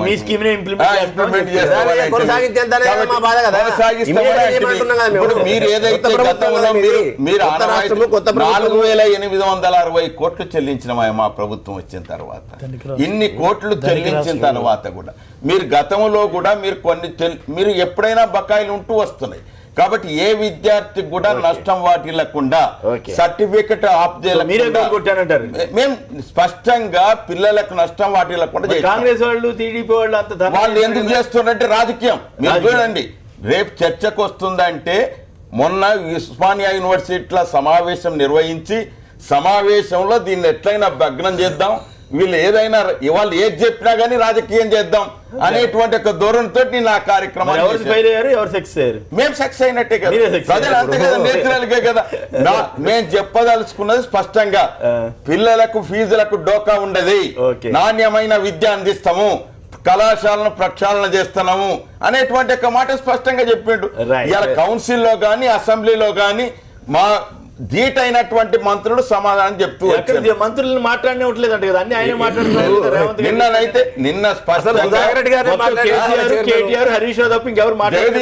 జగదీష్ రెడ్డి గారు నిన్న స్టేట్మెంట్ ఇచ్చాడు అసెంబ్లీ. మళ్ళీ కూడా ఆయనకి ఏ అనుమానాలు ఉన్నా కానీ అనుమానాలన్నిటి కూడా నివృత్తి చేశారు. తర్వాతనే ముఖ్యమంత్రి గారు వారి అనుమానాలన్నిటికి కూడా ఇంకా ముఖ్యమంత్రి గారు ఇంకా విస్తరణగా ఇచ్చినటువంటి రాజకీయం అంటారు. విజయభాస్కర్ గారు నమస్కారం, చెప్పండి సార్. నమస్తే సార్. నమస్తే, మాట్లాడండి ప్లీజ్ సార్. మీరంటే నాకు చాలా అభిమానం సార్. ఓకే, ధన్యవాదాలు. విషయానికి రండి దయచేసి. మీరు మధ్యలో 3 నెలలు 4 నెలలు రాకుంటే అసలు నేను తినటమే మానేసిన సార్. నేను విషయానికి రండి దయచేసి. అయిపోయిన చరిత్ర ఎందుకు, విషయానికి రండి, చర్చలో పాల్గొనండి దయచేసి. విషయం ఏంటంటే సార్, ఫీజు రీయింబర్స్మెంట్ ఏదైతే ఉందో టీడీపీ ప్రభుత్వము వచ్చిన తర్వాత అది పూర్తిగా అసలు అమలు కావటం లేదు సార్. అమలు కావట్లేదా? అస్సలు శ్రీ చైతన్య కాలేజీలకు మొత్తం వాళ్ళు దోచుకోవడానికే గానీ ఒక ఫస్ట్ ఇయర్ అబ్బాయికి నా కొడుకున్నాడు విజయభాస్కర్ అని నేను గొల్లపూడిలో దేవినేని ఉమా వాళ్ళ ఇంటికి ఎదురుగానే చేర్పిస్తే 1,20,000 తీసుకున్నారు sir fee first year fee fee sir. Okay. నేను ఒక ఎక్స్ ఆర్మీ మనిషిని సార్. నేను నా కొడుకును చదివించుకోవడానికి 3 లక్షలు నాకు ఖర్చు అయింది sir first year second year కు. ఫీజు రియంబర్స్మెంట్ రాలేదా? ఎక్కడ అమలు అవుతుంది సార్? ఇప్పుడు మా ఊర్లో ఉంటే దాంట్లో 3 నెలలు ఫీజు రియంబర్స్మెంట్ అని వాళ్ళు 30,000 తీసుకుంటున్నారు. ఓకే. ఇంత అన్యాయం సార్. కేవలం ఏంటంటే నారాయణ ఈ శ్రీ చైతన్య ఫీజు రియంబర్స్మెంట్ ఎక్కడ అమలు కావటం లేదు. వాడు డోబీ చార్జ్ అంటాడు, రికార్డు ఫీజు అంటాడు, ఆ మెడికల్ ఫీజు అంటాడు. కంట్రోల్ లేదు అసలు. అసలు రాజశేఖర రెడ్డి గారు చనిపోయిన తర్వాత అది పూర్తిగా నిర్వీర్యమైంది. ఓకే. సో అది అంటే ఆయన ఆవేదన చెబుతున్నాడు. అంటే ఇప్పుడు రాజశేఖర రెడ్డి గారు బయటకు వచ్చి మళ్ళీ పరిపాలించే అవకాశం లేదు కదా. అసలు దేవుడు లాంటి వాడిని చనిపోయిన తర్వాత ఇప్పుడేమో సార్ అంత దోచుకోవటమే. ఎవడు అడుగుతున్నాడు? రైట్. ఓకే. ఎవరు రఘుపతి గారు ఏమన్నా సమాధానం చెబుతారు దానికి? దీంట్లో ప్రత్యేకంగా ఇందాక నేను చెప్పింది కూడా అదే. ఈ కాలేజెస్ మీద కంట్రోల్ ఫీజు ఇష్టం వచ్చి పెంచుకోవటం, దానివల్ల ఏదైతే సపోర్ట్ చేస్తామో నిలబెడతాం కుటుంబాన్ని అప్పుల పాలు కాకుండా చేద్దాం అనేటువంటి ఆలోచనతో మొదలైనటువంటి స్కీము మళ్ళీ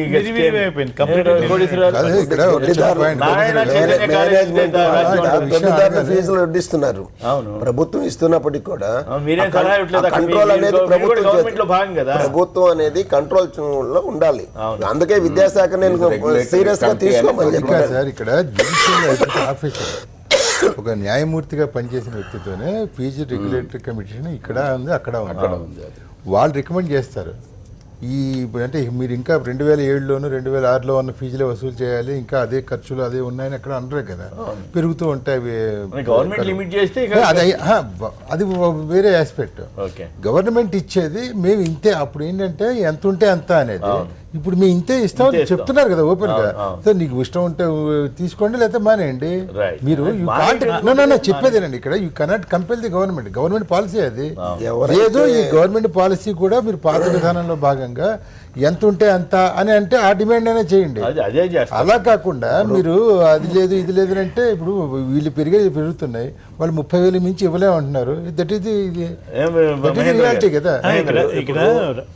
ఒకటి ఇక్కడ ఏమవుతుందంటే కమిటీ వేశారు, వాళ్ళకి జీతపత్యాలు పెరగాల్సినట్టు అవసరం ఉంది, కాలేజీకి ఖర్చులు పెరుగుతాయి, దాని క్రమంలో కొంత ఫీజు కూడా పెంచుకోవడానికి వాళ్ళు కూడా ఆలోచన చేస్తారు. ఆ చేసేటువంటి ఇప్పుడు మరి 30,000 నుంచి దాన్ని నువ్వు ఎంతవరకు పెంచాలి, దాన్ని ఎంతవరకు తగ్గించగలిగావు, ఎంతవరకు రెండింటికి కొంత మ్యాచ్ చేసి మళ్ళీ ఆ బర్డన్ వీటి మీద రాకుండా చేయాల్సినటువంటి బాధ్యత కూడా గవర్నమెంట్ పెట్టి దాన్ని ఏమో సరే వాళ్ళ ఇష్టం. రైట్. శర్మ గారు హైదరాబాద్ నుంచి. శర్మ గారు నమస్కారం, మాట్లాడండి. శర్మ గారు నమస్కారం, మాట్లాడండి. ఇక్కడ మన ఫీజుల గురించి మన డిస్కషన్ జరుగుతుంది కదా ఇక్కడ. అవును. ఫీజులు అసలు ఆ బైఫర్కేషన్, ఒక ఫీజు ఫిక్స్ చేయడానికి ఏ కేటగిరీ ప్రకారంగా బైఫర్కేట్ చేస్తారు అంటే స్టాఫ్ ఎక్స్పెన్సెస్ ఎంతనా, అడ్మినిస్ట్రేటివ్ చార్జెస్ ఎంతనా, అంటే ఈ రకంగా స్టాఫ్ వెల్ఫేర్ కోసం ఎంతనా, ఏ రకంగా ఫీజు బైఫర్కేట్ చేశారు, దేన్ని బేస్ చేసుకుని ఫీజు ఫిక్స్ చేశారు అనేటువంటిది ఎవరికి తెలియదు. రెండోది, ఫీజులు గత 15 సంవత్సరాలుగా చూసుకుంటే ఫీజులు క్రమంగా విపరీతంగా పెరుగుతూ వస్తున్నాయి. కానీ దాంట్లో పనిచేసే ఉపాధ్యాయులకి శాలరీస్ పెరుగుతున్నాయా? పెరగట్లేదు. మరి ఎక్కడ ఎక్స్పెన్సెస్ అనేటువంటి ఎక్కడ పెరుగుతున్నాయి? అడ్మినిస్ట్రేటివ్ చార్జెస్ ఎక్కడ పెరుగుతున్నాయి? స్టాఫ్ కి సాలరీస్ పెరగట్లేదు, ఫీజులు పెరుగుతున్నాయి. మంచి పాయింట్ చెప్పారు. హలో, మరి ఎట్లా దాన్ని సరి చేయాలి? దీని బాధ్యత ఎవరు తీసుకుంటున్నారు? రైట్. ప్రభుత్వాలు పట్టించుకోవట్లేదు అంటారా? అంటే ప్రభుత్వాలు పట్టించుకోవాలన్నా, ప్రజా సంస్థలు పట్టించుకోవాలన్నా? ఈ రాష్ట్రంలో ముఖ్యంగా ఏం సార్ అంటే ఈ రాష్ట్రాల్లో ఈ రాష్ట్రాన్ని అసహనం పరిపాలిస్తుంది. అసహనం. ఎందుకంటే ఆ అనుభవం మన అన్నకు కూడా వాళ్ళ మండలిలో ఎదురైంది. అధికార పక్షమైనప్పటికీ కూడా మండలిలో ఎదురైంది. అన్నగారు అనుబంధ ప్రశ్నలు లేబడితే స్పీకర్ గారు చేరు అక్కడ ఒప్పుకోవట్లేదు. అంటే ఈ రాష్ట్రంలో ప్రతిపక్షాలకు ఇవ్వాలి, ప్రతిపక్షాలకు ఎక్కడిది, వాళ్ళ ప్రతిపక్షాలకు మాట్లాడే హక్కు ఎక్కడిది? కేవలం మేము చెప్పిందే చెప్పించి కేసీఆర్ గారు నోటితో నవ్వుకుంటూ నొసలతో వెక్కిరిస్తుండే వాళ్ళు. ఎందుకంటే ప్రైవేట్ యూనివర్సిటీలు తీసుకొస్తూ ఉంటారు వాళ్ళ బిల్లులో ప్రైవేట్ యూనివర్సిటీలో యోచనలో వాళ్ళు ఉన్నారు ఇవాళ. కాబట్టి ఈ కాలేజీలన్నింటినీ కూడా నిర్వీర్యం చేసి ఆ కాలేజీలో విద్యార్థులందరినీ కూడా పడగొట్టేసి వాళ్ళని చదువుకోకుండా చేసి ప్రైవేట్ యూనివర్సిటీల విద్యను తీసుకోవడం ఉద్దేశం కొద్దీ చేస్తున్నారు తప్ప ఇవాళ నిజంగా కూడా ప్రజాస్వామ్యం పైన తనకు నమ్మకం ఉన్నట్టయితే కొత్త రాష్ట్రం వచ్చింది, ధనిక రాష్ట్రము, ఇవాళ కొత్త ప్రభుత్వం రాష్ట్రం అంటారు. 898 ఆత్మహత్యల నుంచి 1308 ఆత్మహత్యలు ఇక్కడ పెరిగితే 516 రాష్ట్రం ఏర్పడ్డప్పుడైతే ధనిక రాష్ట్రం 3 రెట్లు పెరిగి ఇక్కడ సగం పెరిగింది. రాష్ట్రం ఏర్పడ్డప్పుడైతే ధనిక రాష్ట్రం అవునా కదా మీరే చెప్పండి. మరి వారు చెప్పాలి రాష్ట్రం ఏర్పడ్డప్పుడైతే ధనిక రాష్ట్రం అన్నంత మాత్రం ధనికము కాదు, అక్కడ పేద రాష్ట్రం అన్నంత మాత్రం అది పేద కాదు. మీరే చెప్పుకుంటూ ఇద్దరు జనాన్ని మాయ చేసే కార్యక్రమం. కేసీఆర్ గారు మేమన్నది కాదు, ధనిక రాష్ట్రం అనేది కూడా ధనిక రాష్ట్రం అయితే 1300 మంది రైతులు ఎట్లా చచ్చిపోయారు చెప్పండి. అది వారు చెప్పాలి, మేం కాదు. ఈ తెలంగాణ బంగారు తెలంగాణ అప్రతిష్ట కాదు అది. ధనిక రాష్ట్రంలో ఏకపక్షంగా ఫీల్డ్ రియంబర్స్మెంట్ ఎందుకు ఇస్తలేరు? ఇలా ఆరోగ్య సేవలు ఎందుకు ఆగిపోయాయి? అక్కడ 516 మంది రైతులు ఎట్లా చచ్చిపోయారు? ఏపీలో 2014లో ఏపీలో 160 మంది రైతులు చనిపోతే 2015 వచ్చేసరికి 560 మంది ఎట్లా చనిపోయారు? నేను కూడా ఫీజు రియంబర్స్మెంట్ చెప్పిన ధనిక రాష్ట్రం కాబట్టి బడ్జెట్ అనేటువంటిది బడ్జెట్ లోబడే మనం వివిధ శాఖలకు పద్దులు కేటాయిస్తుంటాం. ఆ కేటాయింపు ప్రకారంగానే మనం చెల్లింపులు జరుగుతూ ఉంటాయి. ఇవాళ ఫీజు రియంబర్స్మెంట్ విషయంలో గత బకాయిలు చెల్లించటం వల్ల ఈ సంవత్సరం చెల్లించేటివి బకాయి పడుతున్నాయి. అంతకు మించి అయితే వేరే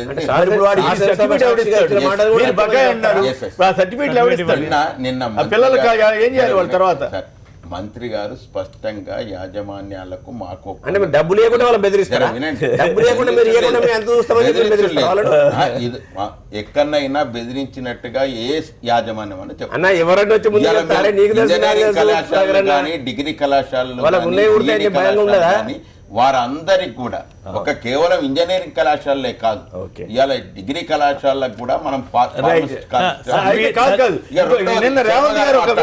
రేవంత్ రెడ్డి గారు ఒక వ్యాలిడ్ పాయింట్ రేజ్ చేశారు. నూజివీడు ఇడుపులపాయలో ఉన్న తెలంగాణ విద్యార్థులకి అక్కడ ప్రభుత్వం ఇవ్వట్లేదంట, ఇక్కడ ప్రభుత్వం ఇవ్వట్లేదంట. అది పాపం వాళ్ళు అడిగారు.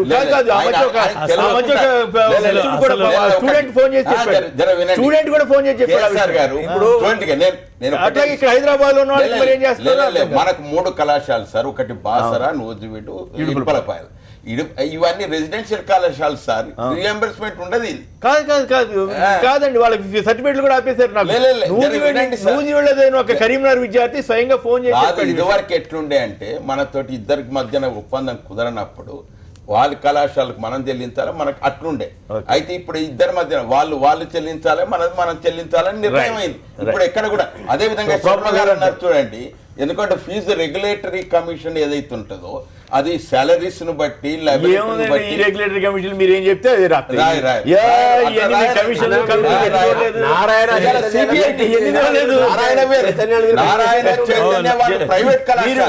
అయ్యా. నేను అనేక జ్యుడిషియల్ కమిషన్ పేరు మీద సుధాకర్ రెడ్డి గారు మీకు ఇంట్రెస్టింగ్ చెప్తా. మీరు ఉదాహరణకి గోదావరి పుష్కరాలు కమిషన్ వేశారండి. ఇప్పుడు తెలిసిందండి ఆ కమిషన్ కనీసం కేసు పెట్టిందండి. ఎందుకు చేసింది? ముఖ్యమంత్రి గారు ఎవరికో కావాలని చేస్తారో అది నడుస్తూ ఉంటుంది. అట్లాగే కమిటీలు కూడా అంతే. ఎక్కువ సందర్భాల్లో గవర్నమెంట్ ముఖ్యమంత్రి గారి ఆలోచన మనసులో దూరి కమిటీలు రాస్తాయి. చూడండి,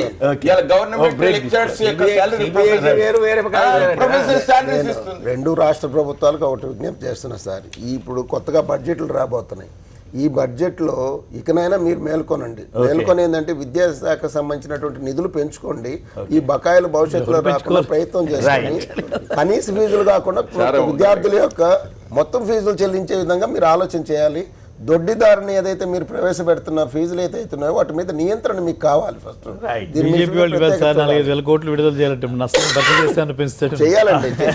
నిధులు ప్రజలు మళ్ళీ ఏపీ ప్రభుత్వం స్విచ్ ఛాలెంజ్ విధానం అంటుంది. దానిపైన చర్చలోకి వెళదాం. ఇప్పుడు వచ్చిన తిరిగి స్వాతం మళ్ళీ స్విచ్ ఛాలెంజ్ అని అంటున్నారు చంద్రబాబు నాయుడు గారు. దానిపైన కోర్టు అనేక అక్షంతలు వేసినప్పటికి కూడా మళ్ళీ అదే ప్రకారం మన సింగపూర్ కంపెనీలకే అప్పగించాలన్న ఆలోచనతో ఉన్నారంటూ కథనాలు వస్తున్నాయి. దీనిపైన మరి సింగపూర్పై నిజంగానే అంత మోజుందా, లేక సింగపూర్ నిజంగానే అంత గొప్పదా? కృష్ణారావు గారు, ఒకటి ఇది స్విచ్ ఛాలెంజ్ ఇది మీరు రాష్ట్ర హైకోర్టులో దాఖలయ్యే బిడ్లు ఏమిటంటే, ఆ రోజు మన ఆళ్ళ రామకృష్ణారెడ్డి గారు వేయడం, ఇదంతా జరిగిన తర్వాత మన రాష్ట్ర హైకోర్టు సింగిల్ జడ్జి ధర్మాసనం ఒకటి, మళ్ళీ 2 జడ్జీల ధర్మాసనం, అందులో వాళ్ళు స్పష్టంగా చెప్పారు మీరు ఇలా చేయండి అలా. దాని మీద ఆ రోజు అఫిడవిట్ వేశారు దమ్మరపల్లి శ్రీనివాస్ గారు, advocate general. Yes we are going to withdraw and we are coming out with new act అని కూడా అదే చెప్పారు. ఇప్పుడు ఆ యాక్ట్లో ఐ థింక్ నాకు ఇప్పుడు జరిగిన కొత్త మార్పులు ఏంటంటే సింగపూర్ కంపెనీలు ఏమేమి చెప్తున్నాయో వాళ్ళకు అనుగుణంగా వీళ్ళు చట్టాన్ని మార్చేసి ఇప్పుడు అలా చేసి స్విస్ ఛాలెంజ్ అని అంటున్నారు. అది మరి చూస్తే ఇక మరి మళ్ళీ రామకృష్ణారెడ్డి గారు ఆశ్రయిస్తారు, మరి కోర్టును చూడాలి. బట్ ఒకటి ఏంటంటే ఇచ్చారు, ఇక మరి దీని మీద స్పందన చూడాలి. ఒకటి మళ్ళీ ఏం జరుగుతుంది చూడాలి. రైట్, కోటేశ్వరరావు.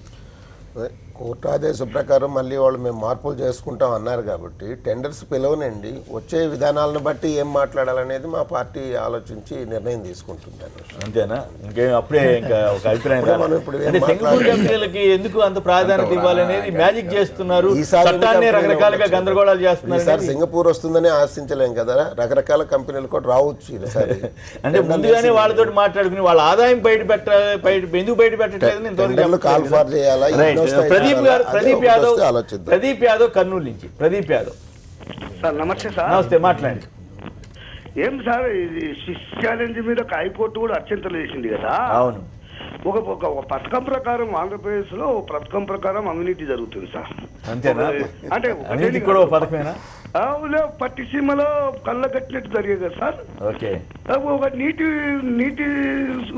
ఈ జలయజ్ఞం అనే దాన్ని రాజశేఖర రెడ్డి ప్రవేశపెట్టిన దాన్ని రాజశేఖర రెడ్డి పేరు రాష్ట్రంలో ఎక్కడ ఇనపడకూడదనే ఉద్దేశంతో ఒక పథకం ప్రకారము స్విచ్ ఛాలెంజ్ అంట, పోలవరం అంట, పట్టిసీమ పేరు మార్చేశారండి, ఇందిరాగాంధీ గారి పేరు తీసేశారని ఆయన కాదు. ఒక చిన్న రిక్వెస్ట్ సార్, రాజమండ్రి నుండి పాపికొండలకు మనం బోట్ మీద పోతుంటాం సార్.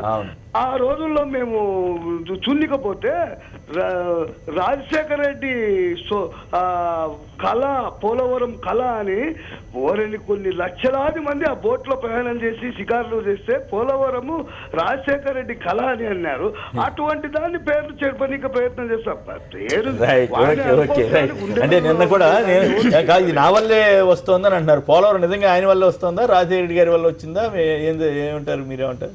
ఒకటి, ఆయన 9 ఏళ్ళు ముఖ్యమంత్రిగా ఉన్నప్పుడు కానీ, అంతకుముందు 7 ఏళ్ళు రామారావు గారు ముఖ్యమంత్రిగా ఉన్నప్పుడు కానీ ఆ పోలవరం దగ్గర కూడా వెళ్ళలేదు నాకు తెలిసి. పోలవరం గ్రామం దగ్గర కూడా దాఖలాలు రూపాయి వేసిన దాఖలాలు. అదేవిధంగా 1981లో అంజయ్ గారు ఫౌండేషన్ ఇచ్చిన తర్వాత 83లో జనవరి 9న రామారావు గారు వచ్చే వరకు అప్పుడు కాంగ్రెస్ కూడా పెద్దగా చేయలే. అంటే 1.5 2 ఏళ్ళ వేరే విషయం. అది అయిపోయిన తర్వాత మళ్ళీ 5 ఏళ్ళు కాంగ్రెస్ అధికారంలోకి వచ్చింది 1989 నుంచి. అప్పుడు వాళ్ళు ఏం చేయాలి, it only what ever but done only during Rajasekhara Reddy regime.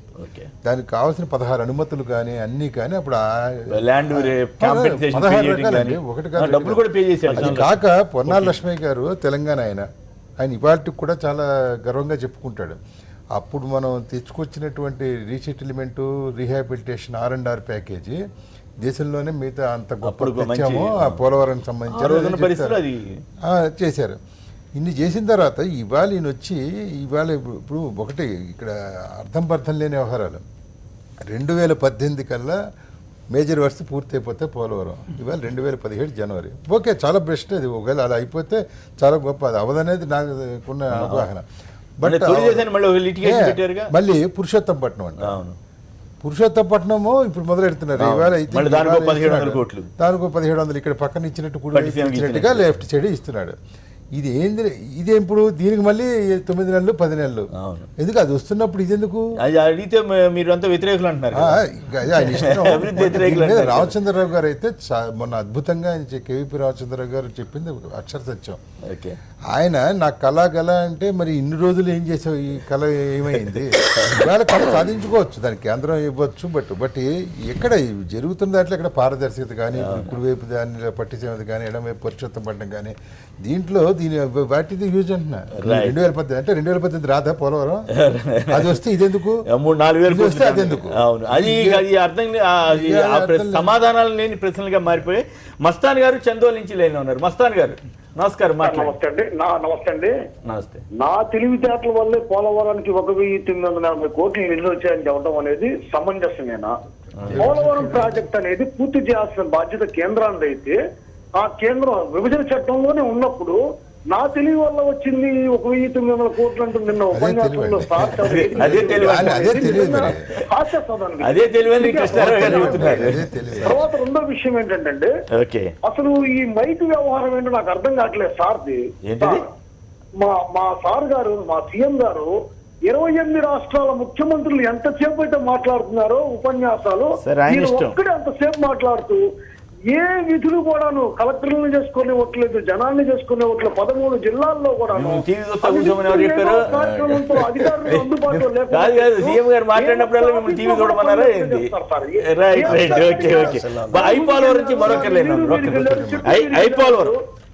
ఒక్క ఆఫీస్ లో కూడా ఒక్క పని కావట్లేదండి. సార్ గొప్పతనం ఏంటో నాకు అర్థం కావట్లేదు. Right right okay. ఐపోలవరం నుంచి మరొకరు. హలో రవి.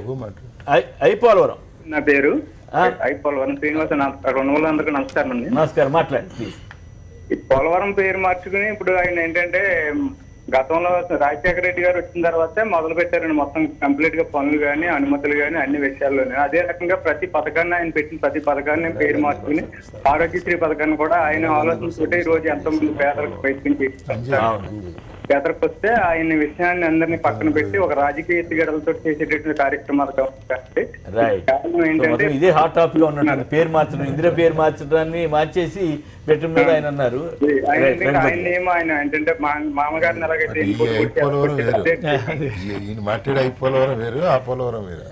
అది వేరు, ఇది కోనసీమలో. ఇప్పుడు ఒకటి ఫస్ట్ స్విస్ ఛాలెంజ్ గురించి మాట్లాడుకోవాలంటే ఇది ఒక దొడ్డిదోవని కింద వాడుకుంటున్నటువంటి విధంగానే ఉంది. నేను ఏదైతే ప్రాజెక్టు తయారు చేశారో ఆ ప్రాజెక్ట్ డీటెయిల్స్ అంతా కూడా సింగపూర్ కంపెనీ వాడు తయారు చేసినటువంటి ప్రాజెక్టు మీద ఆ డీటెయిల్స్ ఏవి ఇవ్వకుండా మిగతా వాళ్ళని పార్టిసిపేట్ చేయమంటున్నాడు. అంటే వాడి దగ్గర ఉన్నటువంటి కోట్ చేసిన ప్రైజ్ని వాడి దగ్గర పెట్టుకొని మిగతా వాళ్ళని రమ్మంటున్నారు. ఈ విధానం సరి కాదని ఆల్రెడీ హైకోర్టు మరి చెప్పినా కూడా మళ్ళీ వాళ్ళకి అనుకూలంగా కొన్ని మార్పులు చేసి టు సాటిస్ఫై ద కోర్ట్ మళ్ళీ అదే దాన్ని పుష్ చేయడానికి పర్సూ చేయడం అనేది ఇది చాలా దుర్మార్గం. ఇది ఒక ఛాలెంజ్గా తీసుకోవాల్సినటువంటిది. రాష్ట్రం, కొత్త రాష్ట్రం ఏర్పడింది, రాజధానిని నిర్మించేటువంటి శక్తి ఉన్నటువంటి వాళ్ళు ఎంతోమంది ఉన్నారు. అందరికీ దాన్ని అవకాశం ఇవ్వాల్సినటువంటి పరిస్థితుల్లో మళ్ళీ స్విస్ ఛాలెంజ్ని పర్సూ చేయడం అనేది ఖచ్చితంగా వాళ్ళ ఒక అండర్స్టాండింగ్ సింగపూర్ కంపెనీస్తో ఉండబట్టే చంద్రబాబు నాయుడు గారు పుష్ చేస్తున్నది మనం చెప్పగలుగుతుంది. పోలవరం గురించి కూడా నేను చెప్పాలి. కృష్ణరావు గారు చెప్పినట్టుగా దాదాపు 14 డిపార్ట్మెంట్స్ నుంచి అనుమతులు వచ్చాయి, ఆ రోజు వచ్చాయి. ఇవాళ దాదాపు కెనాల్స్ అంటే ల్యాండ్ ఎక్విజిషన్ 80% అయిపోయింది. 175 కిలోమీటర్స్ కాలం తవ్వినటువంటి పరిస్థితి ఉంది. ఇవన్నీ ఇన్ని ఖర్చు పెట్టి చేస్తే అర్త్ వర్క్స్ ముగించేసుకున్నాం. అర్త్ వర్క్ ఆల్రెడీ అయిపోయింది, దాదాపు 70% అర్త్ వర్క్ అయిపోయి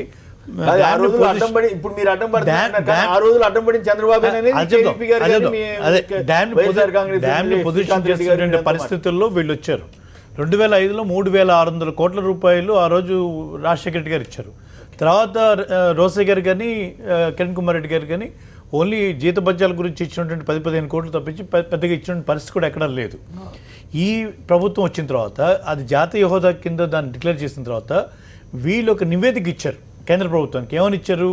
దానికి మాకు రీంబర్స్ చేయండి అని చెప్పి ఇచ్చారు. ఎంత అడిగారు తెలుసండి? దాదాపు 7,200 కోట్ల రూపాయలకి అడిగారు.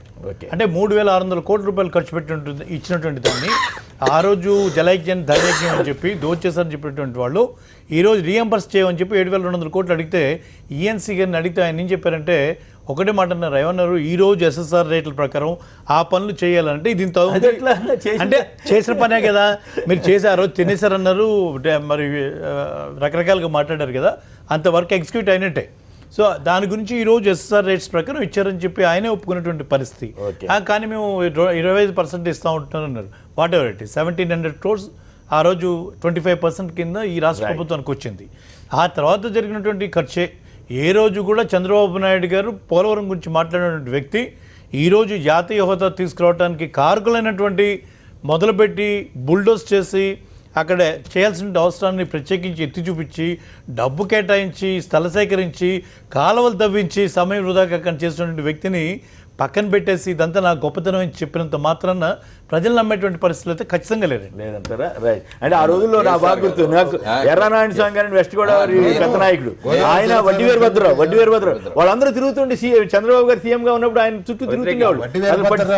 సైకిల్ యాత్ర కూడా వెండి చెంబులో పట్టుకుని రాజమండ్రి నుండి సైకిల్ యాత్ర ఢిల్లీలో వస్తే నేనే అప్పుడు ఆంధ్ర భవన్ లో ఐటమ్ కూడా కవర్ చేశారు. కానీ అప్పుడు చంద్రబాబు గారు ఎప్పుడు అందరికీ ఇచ్చాడు వెండి చెంబులో. విధానం ఏదైతే ఉందో ఇంతకుముందు హైకోర్టులో ఎదురు దెబ్బ తగిలి వాళ్ళందరూ కూడా తోక ముడుచుకొని పోయిన వైనాన్ని పెట్టి దానిలో ఉన్న తప్పులన్నింటిలో కప్పిపుచ్చుకోవడానికి మళ్ళీ ఒక యాక్ట్ తీసుకుని విత్డ్రా చేసుకున్నారు. కానీ చంద్రబాబు ఆ విధమైన టెండర్ ఆఫ్ కండిషన్ నేను చూడలేదు కాబట్టి అందులో పోకుండా నేను చెప్పేది ఏంటంటే చంద్రబాబు నాయుడు గారు ఈ నవ్విపోతురు కాక నాకేటి సిగ్గన్న చిన్నంగా నిన్న ఆయన స్టేట్మెంట్ ఎక్కడ చూసిన నేను ఆంధ్రప్రదేశ్ నుంచి ఎవరైతే నోబెల్ బహుమతి కొట్టిస్తారని మరి ఇటువంటి అని సృష్టించాలని సింగపూర్లకు వాడికి వీటికి అంటగట్టినాక ఆంధ్రప్రదేశ్ ఎదిగేటోళ్ళు ఎవరు నోబెల్ ప్రైజ్ వచ్చేది వారికి. అంటే ఎక్కడ ఉన్నా నాకు అమెరికాలో ఉన్న ఆంధ్రోడు అయినా కానీ ఆయనకు 100 కోట్లు ఇస్తారు కానీ ఏపీలో మాత్రం ఎవరు అనేది ఆయన ఉద్దేశం అనేది ఆయన ఉద్దేశం.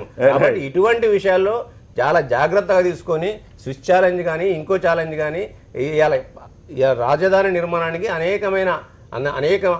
అనంతమైన తెలివితేటలు మన దేశంలో ఉన్నాయి, మన రాష్ట్రంలో ఉన్నాయి, తెలుగు ప్రజల్లోనే ఉన్నాయి, వేరే కాడ కూడా కాదు. కాబట్టి వారి విదేశాల్లో కూడా దోచిపెట్టుకోవడానికి ఆఫ్ఘనిస్తాన్ పార్లమెంట్ కట్టింది ఇండియా తెలుగు కాంట్రాక్టర్ బొల్లేని కృష్ణయ్య గారు. దోచిపెట్టడానికి వేరే వాళ్ళకి దోచిపెట్టుకోవాలని వాళ్ళకి దోచిపెట్టి నేను దాచిపెట్టుకోవాలనే ఉద్దేశం కూడా తీసుకున్న విధానం తప్ప ఇంకోటి కాదు. అనకాపల్లి నుంచి ఒక్క నిమిషం, అనకాపల్లి నుంచి శ్రీనివాసరావు లైన్ ఉన్నారు. అనకాపల్లి నుంచి శ్రీనివాస్ గారు, హలో నమస్కారం, మాట్లాడాలా? నమస్తే, మాట్లాడండి సార్. ఇప్పుడు చంద్రబాబు చెప్పిన మాటలు ఎవరు నమ్మరు సార్. ఇప్పుడు మహానుభావుడు సార్ రాజశేఖర రెడ్డి గారు అంత కట్టి అన్ని చేసిన తర్వాత ఇప్పుడు చంద్రబాబు నాయుడు గురించి ఇప్పుడు నేను ఏదో చేశానంటే ఎవరు సార్ నమ్మరంటారా? నేనే చేశానని రోజు చెబుతున్నాడు పాప ఆయన. లేదు సార్, ఇంతవరకు 80% రాజశేఖర రెడ్డి గారు కట్టారు మొత్తం అంతా కూడా. కట్టలేదు మొత్తం అన్ని కట్టారు. 2008లో ఎస్టిమేట్ కమిటీ సభ్యునిగా పోలవరాన్ని చూడటానికి వెళ్ళాం మేమందరం, సభ్యులందరం. ఆ పోలవరం నిర్మాణం కాలువలు అయితే ఆ రోజు పోలవరం నుంచి మేము ఇటువైపు కృష్ణ విజయవాడ వైపు వస్తుంటే అది అంతా కూడా పరిశీలించాలి. బ్రహ్మాండమైన కాలువ చూసి అయితే ఆశ్చర్యపోయినాం. అంత పెద్ద కాలువ నిజంగా చూసి ఆశ్చర్యపోయినాం. అంత బ్రహ్మాండంగా కూడా కట్టేయండి. అదే విధంగా ఆర్ఆర్ పథకం కింద కూడా ఇండ్ల నిర్మాణం కూడా పూర్తి అయిపోయింది, ప్రాజెక్టు నిర్మాణం కూడా ప్రారంభం అవుతుంది. కాబట్టి ఇది అయినట్టయితే నిజంగా ఆంధ్ర నిజంగా స్వర్గం అవుతుంది అనేటువంటి ఒక మాట ఆ రోజే అనుకున్నాం మేము. కానీ ఆ రోజు రాజశేఖర రెడ్డి గారు ఇందిరా పోల సాగర్ తీసేయాల్సిన అవసరం ఉంది కాదు. చంద్రబాబు నాయుడు గారు కేవీపీ గారు ఒక మాట చెప్పారు, కరెక్ట్ గా చెప్పారు. చంద్రబాబు గారికి వచ్చిందే ఇందిరాగాంధీ ద్వారా, ఇందిరా కాంగ్రెస్ ద్వారా. చివరికి ఆయన పేరు అంత ఎందుకు అట్లా అంత రాజకీయంగా సంకుచితంగా మాట్లాడడం అనేది అర్థం కాకుండా అంత పెద్ద భారీ ప్రాజెక్టుల పేర్లు తొలగించడం అనేటువంటిది మాత్రం సముచితం అవసరం లేదు. నిజంగా ఏదన్నా ఉంటే దానికి ప్రత్యామ్నాయంగా ఆయనకి ఏమైనా సంబంధం లేదా ఇందిరాగాంధీ తోటి ఇందిరా కాంగ్రెస్ తోటి అంటే అది వేరే విషయం. ఎందుకొరకంటే కోర్టే ఇదివరకు అక్షంతలు వేసింది. చాలా విమర్శలు కూడా వచ్చినాయి. ఎందుకంటే స్విస్ అనేటువంటి దాంతో విమర్శలు వచ్చినాయి. మళ్ళీ ఇప్పుడు ఆ చాలా దాన్ని కోర్టు అక్షంతలు పెట్టి దాన్ని మళ్ళీ చట్ట రూపంలో తీసుకొచ్చి ఆ విధంగా చేయడం అంటే ఈ పోలవరం విషయంలో ప్రతి ఒక్కరు మేం కళ్ళగన్నాం కళలకే పరిమితం అయిపోయినాయి ఇవన్నీ కూడా. మోడీ గారి పేరు చంద్రబాబు కూడా చెప్పలేదే. అదే ఇప్పుడు ఈ కళలన్నింటినీ వీళ్ళ కళల కన్నా రైతుల కళలు ప్రాధాన్యత ఉన్నాయి. అనేక మంది రైతులు దీనికోసం కళలు ఆ కళలని సాకారం ఇవాళ బీజేపీ చేస్తుంది.